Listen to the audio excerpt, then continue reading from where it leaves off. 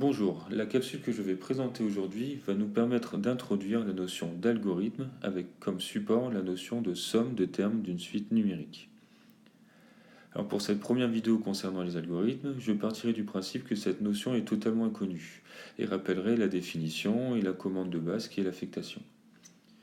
J'introduirai et j'expliquerai également le principe et le fonctionnement de la boucle pour qui va nous être utile ici afin de déterminer la somme des termes de la suite.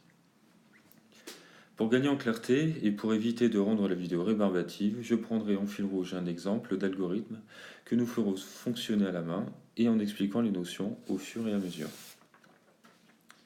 Cet exemple le voici. Prenons la suite UN définie par son terme initial, U0 est égal à 2, et par la relation de récurrence, UN plus 1 est égal à 2UN moins 8. Alors pour rappel, cette suite est une suite arithmético-géométrique. Nous allons proposer un algorithme en langage courant permettant de calculer la somme pour i allant de 0 à 5 des ui, c'est-à-dire u0 plus u1 plus u2 plus u3 plus u4 plus u5. Avant d'introduire celui-ci, nous allons voir ce qu'est un algorithme. Alors un algorithme est une suite d'opérations ou d'instructions permettant de résoudre un problème ou d'obtenir un résultat.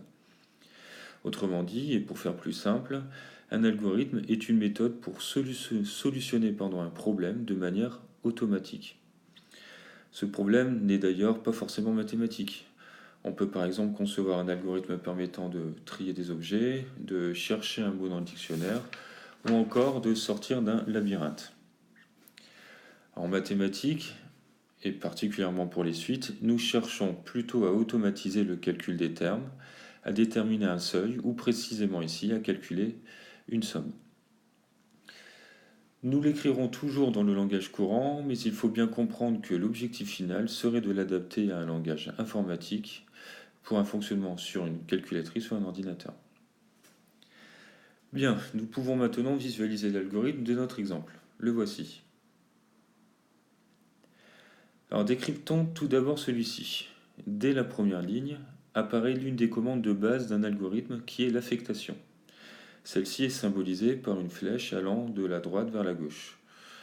Elle permet d'affecter à une variable une valeur. Alors, pour les deux premières lignes, cette affectation va jouer un double rôle. On va déclarer deux variables u et s et on leur affecte à chacune la valeur 10. C'est ce qu'on appelle ici une initialisation. Continuons sur cet algorithme. Nous pouvons voir le reste de celui-ci d'un seul bloc. C'est ce que l'on appelle la boucle pour. Alors c'est une boucle dans le sens où nous allons répéter un certain nombre de fois, 5 fois ici, des actions qui vont dans ce cas modifier les valeurs d'affectation des variables u et s. Ce sont les deux lignes entre le pour et le fin pour. La lettre i allant de 1 à 5 va nous aider à nous repérer dans le processus de répétition et surtout savoir quand on s'arrête, autrement dit quand on sort de la boucle. Alors pour comprendre cet algorithme, faisons-le fonctionner à la main et complétons le tableau suivant. On a vu que nous avions initialement affecté les valeurs 10 aux deux variables u et s. Nous entrons maintenant dans la boucle. C'est l'étape i est égal à 1. Tout d'abord, u va prendre la valeur 2 fois u moins 8. Alors c'est quelque chose d'assez particulier mais très classique dans un algorithme. Nous faisons une opération sur la variable u, puis nous affectons la valeur obtenue à la variable u elle-même.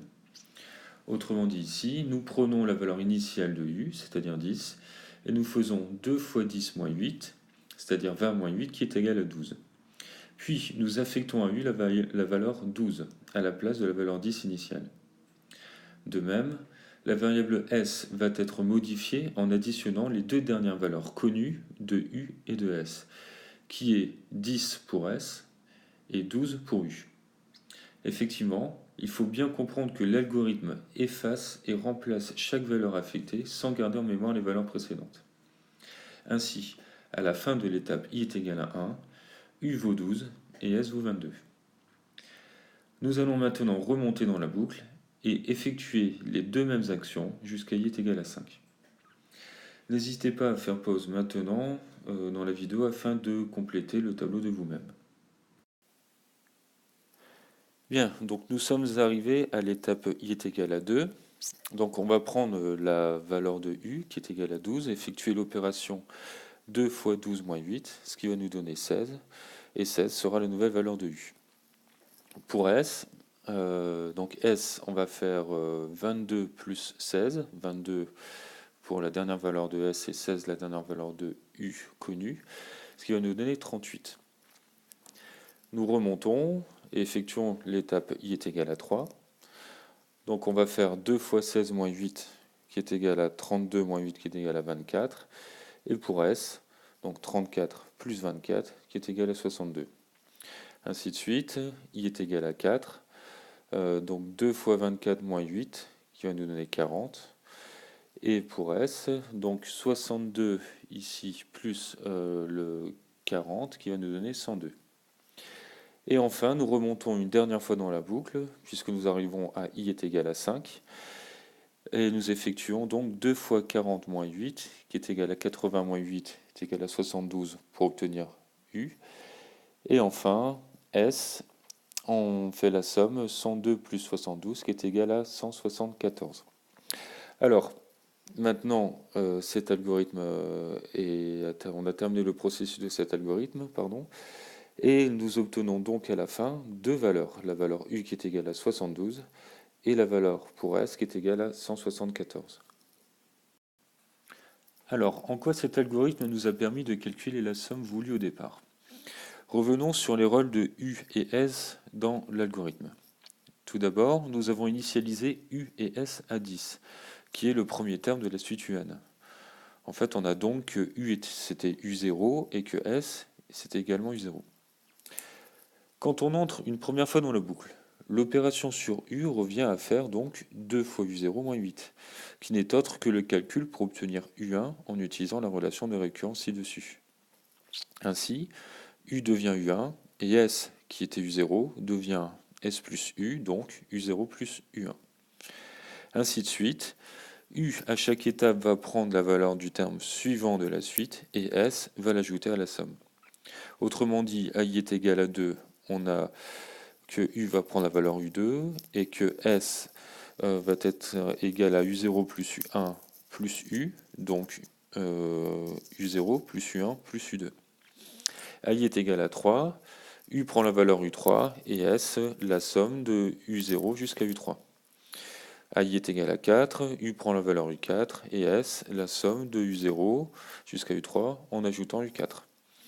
Et enfin, I est égal à 5, U prend la valeur U5 et S la somme U0 plus U1 plus U2 plus U3 plus U4 plus U5. Donc les deux dernières valeurs obtenues dans l'algorithme correspondent pour U à U5, donc U5 est égal à 72, et pour S à la somme des UI entre U0 et U5, c'est-à-dire 174, ce qui était l'objectif. Voilà, et j'espère que vous avez bien compris le principe. N'hésitez pas à revisionner la vidéo si nécessaire. Nous verrons par la suite d'autres algorithmes utilisant d'autres boucles, avec notamment la boucle tant que.